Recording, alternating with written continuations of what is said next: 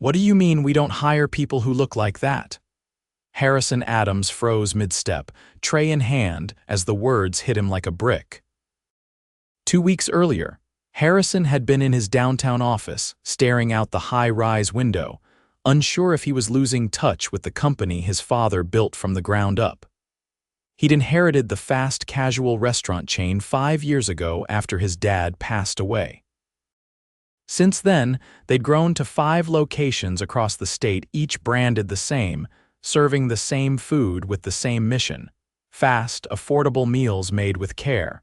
But something was off lately. Customer satisfaction was dropping. Employee turnover in one particular store, Store 3, located in a busy suburban plaza, was unusually high. Complaints about rude staff and long wait times trickled in weekly. Harrison asked his district manager, who gave the usual, "Just kids who don't want to work." That didn't sit right with him. He wanted to see for himself, so he let his beard grow out, traded his tailored suits for a thrift store polo, borrowed a beat-up sedan, and created a fake resume under the name Eric. He applied to Store 3 as a kitchen trainee. Since he'd never personally visited that location, and none of the 5 managers had ever met him, it was easy to slide in unnoticed. The assistant manager gave him a quick interview over the phone, then told him to start Monday. Now, here he was, his first day on the line, apron tied on, sweat already clinging to his back. The place felt chaotic. Orders were piling up. Only 3 workers were on the floor, and one of them, a teenage girl named Mia, looked barely able to keep up. "Sorry," she whispered when she bumped into him trying to refill the napkin station. She looked exhausted. "You're good," Harrison said, offering a small smile. Behind the counter, the manager, a tall man with slicked back hair named Rick, barked at another employee for moving too slow. Rick hadn't said much to Harrison aside from grunts and a brief, "Stay out of the way." At around noon, a new girl walked in, nervous, fidgeting with the sleeves of her too big uniform shirt, her name tag read Jenna. She looked about 20. Rick pulled her aside near the drink station. Harrison was wiping down trays nearby when he overheard it. "You're Jenna, right?" Rick asked. "Yes, sir," she said quickly. "You're the one who applied last week?" "Yes, I just got the confirmation over the weekend," Rick cut her off. "Look, I don't care what corporate says. I run this store, we don't hire people who look like that." There was a pause. Jenna blinked. I'm sorry," she stammered. "You look nervous, you got bad posture, you talk too soft, you're not customer material, all right." "So this is a waste of both our time." She looked like she'd been slapped. "But I already filled out all the paperwork." "You're not gonna make it here," Rick said flatly. "This job isn't charity. You want to cry, go do it in your car." Harrison stood frozen, tray in hand. He locked eyes with Jenna for a second. She looked humiliated. He felt something twist in his gut. That's not how his father built this place. That's not how people should be treated. Harrison stepped toward them. "Hey," he said, voice even. Rick didn't even glance at him. "Go clean something, newbie." Harrison took a breath. Not yet. He couldn't blow his cover. Not yet. Jenna turned and walked out the door, head down, blinking fast. Harrison's jaw clenched. He turned back to the kitchen, but his hands trembled as he reached for another tray. He needed to see more. The rest of the day revealed even more cracks. Rick spent most of his time on his phone in the back office. Mia handled both the register and the front counter. Another guy named Caleb juggled prepping ingredients and packaging orders. "Why is it just us 3? Harrison asked Caleb quietly during a lull. Caleb wiped sweat from his brow. "Because nobody lasts more than a week with Rick. He's been telling people they're not cut out for it before they even clock in. Some quit before they finish their first shift. Others don't even show up after training." "And upper management," Harrison pressed. Caleb shrugged.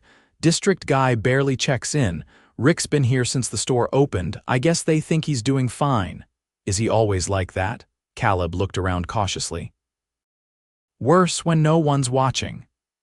By the end of his shift, Harrison's gut was tight, his shirt soaked with sweat and his head spinning. But one thing was clear: he wasn't leaving this store the same way he walked in.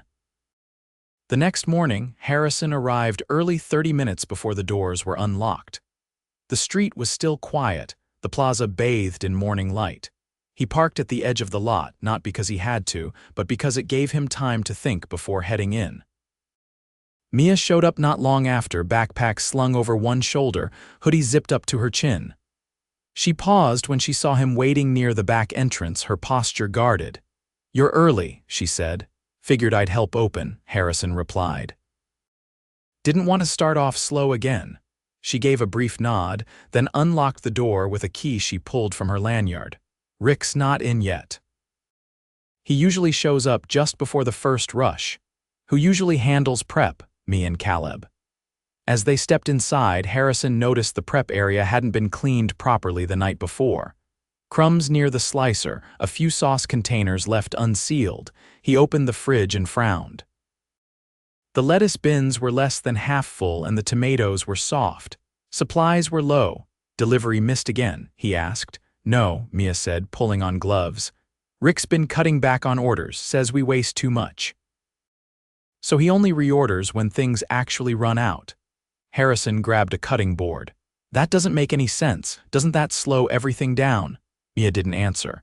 She was focused on slicing bread rolls, eyes low, hands steady. She moved quickly, but there was a stiffness in her shoulders that hadn't been there the day before. "Do you like working here?" he asked after a minute. She hesitated, then said, "I like the customers, and Caleb, he's cool." But she finished slicing and set the tray aside. "I need the hours." "That's all." Rick showed up 15 minutes before opening, sunglasses still on, coffee in hand. He didn't greet anyone. Just walked straight to the back, dropped his drink on the desk, and logged into the terminal. Harrison noticed the time clock showed he'd already clocked in 20 minutes earlier. The store opened to a slow trickle of regulars. Harrison worked the grill while Mia handled the register.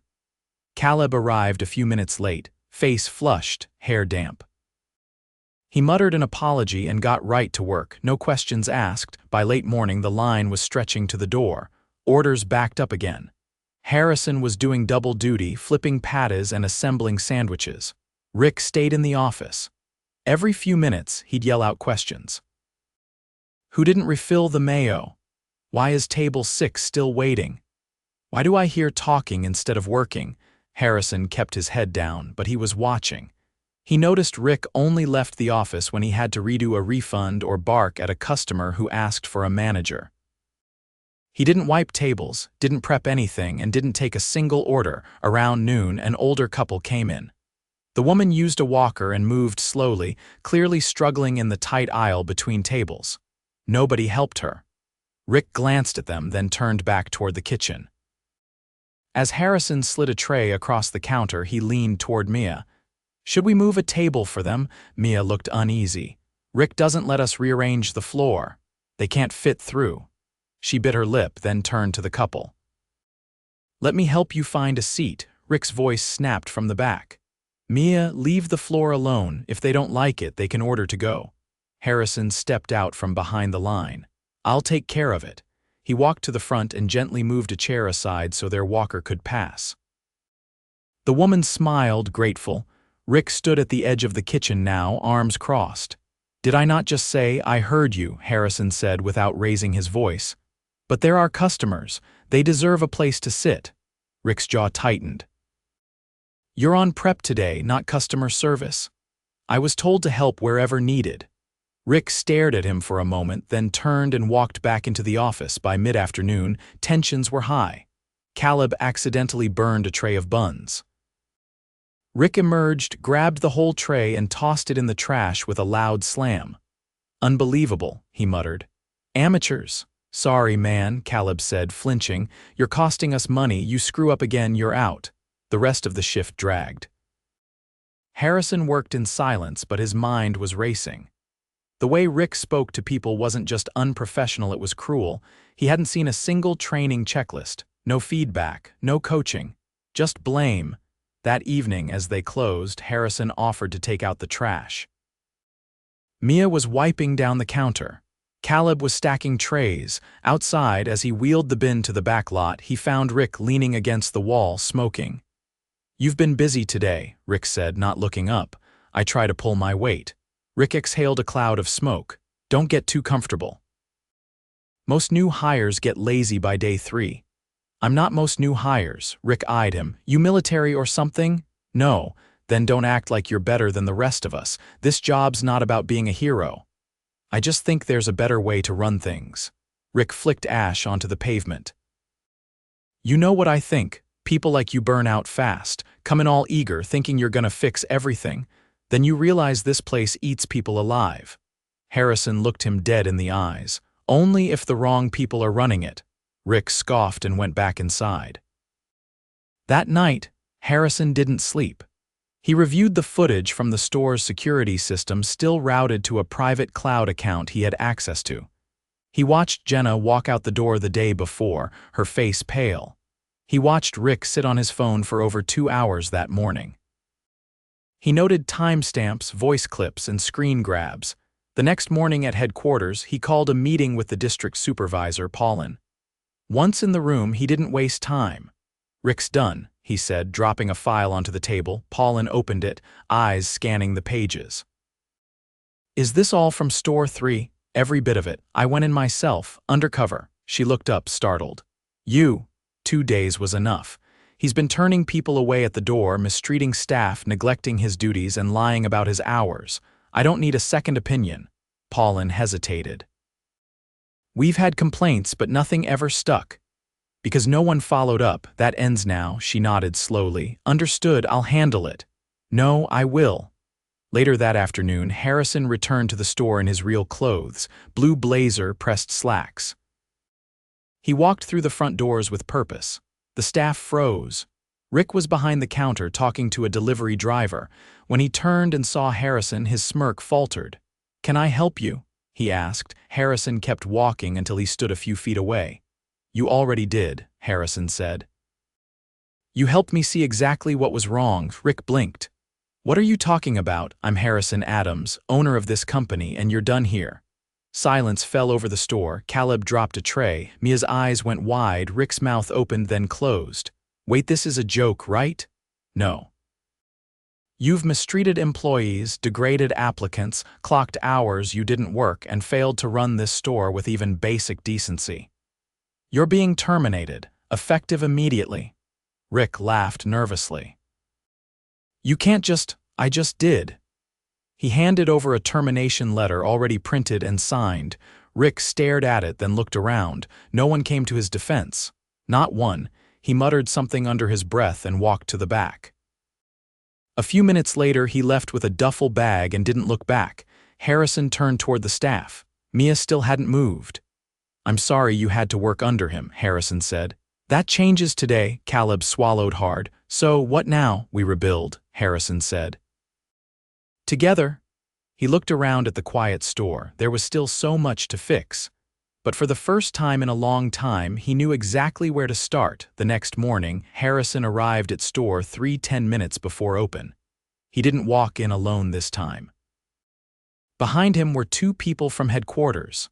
Leora, the company's new regional training director, and Devin, their operations analyst. Both had already reviewed the footage, reports, and employee files from the previous 72 hours. Harrison had made sure of that. Inside, Caleb was refilling drink lids at the front counter, earbuds in, unaware of the change about to hit. Mia was behind the register, counting bills into the till. She looked up, startled, when they walked in.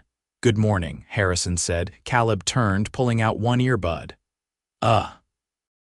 "Hey, this is Leora," Harrison said, gesturing to the woman beside him. "She'll be working with you for the next week." Mia took a cautious step forward. "To train us?" "To train and support you," Leora said, setting down a black binder on the counter. "And to listen." Caleb looked between them.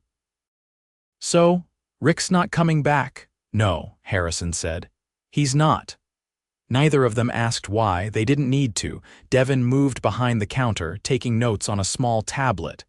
He wasn't there to supervise, he was there to observe the systems Rick had left in disarray. Harrison stepped aside, letting them work.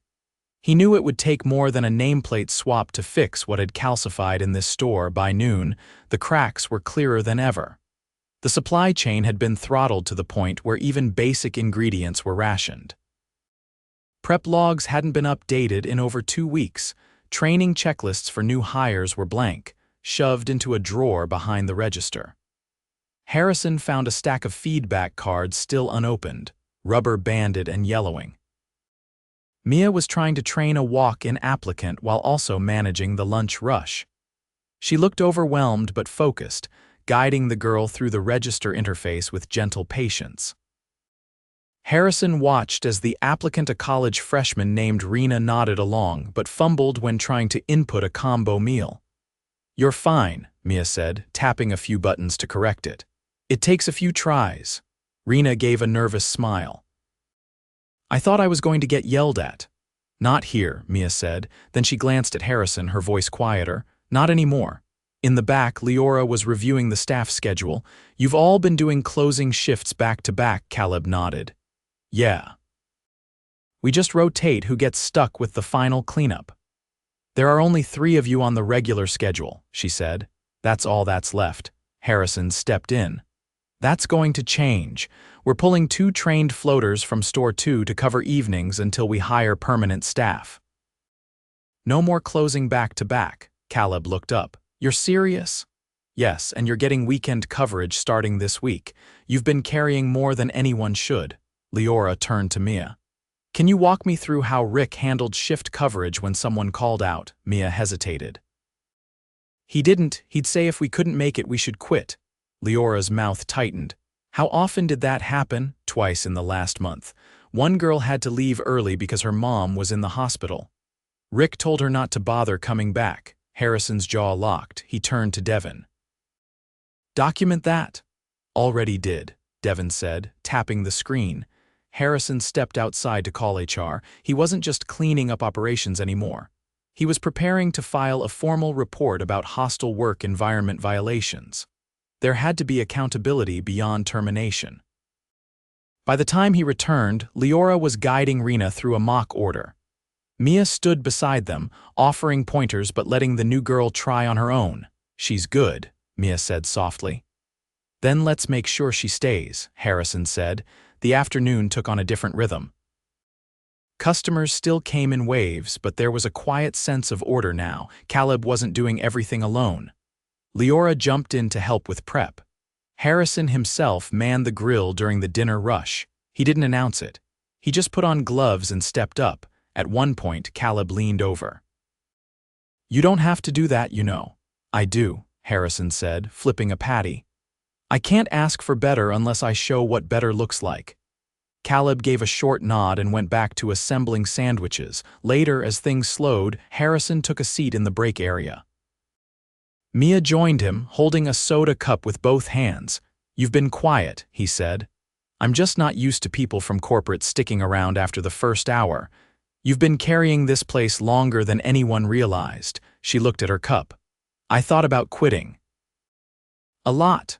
"Why didn't you?" She shrugged. "Because I didn't want to leave Caleb alone and because I hoped it would get better." "It will," Harrison said.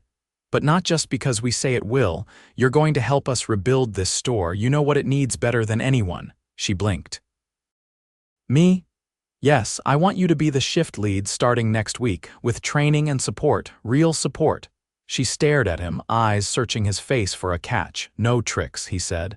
"I don't know if I'm ready to be in charge." "You've already been leading," Harrison said. "You just didn't get paid for it."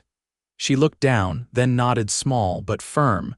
That night after closing, Harrison called a final meeting with Caleb and Mia in the dining area. The store was dark except for the glow of the overhead lights.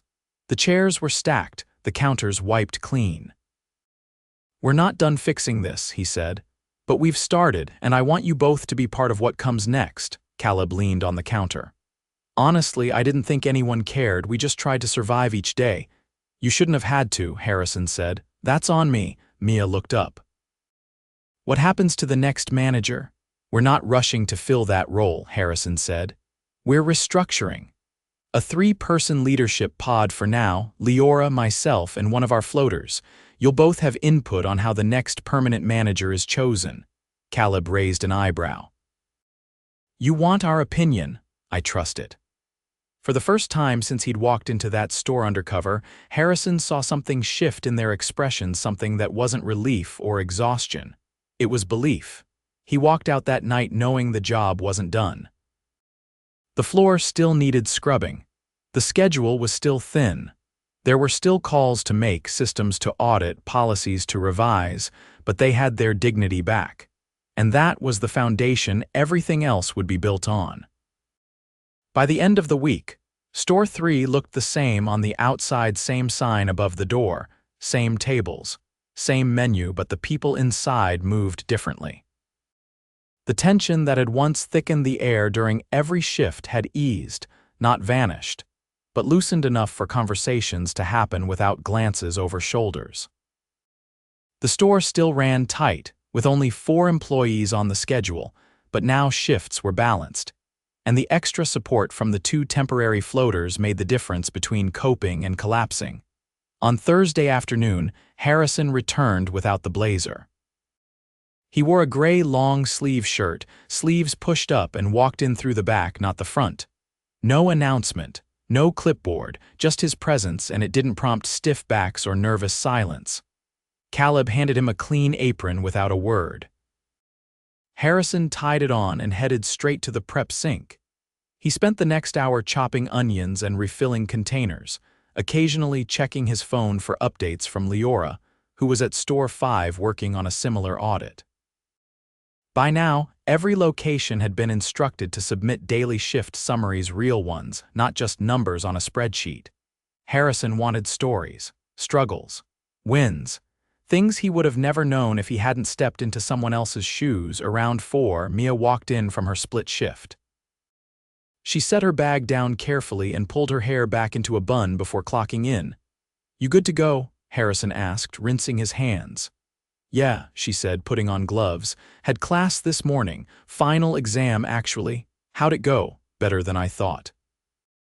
"I only blanked on 1 essay question." Harrison nodded. "You ever think about studying management?" She raised an eyebrow. "You trying to give me more homework?" "I'm serious. You've got the instincts." "Just wondering if you'd ever want to take that further."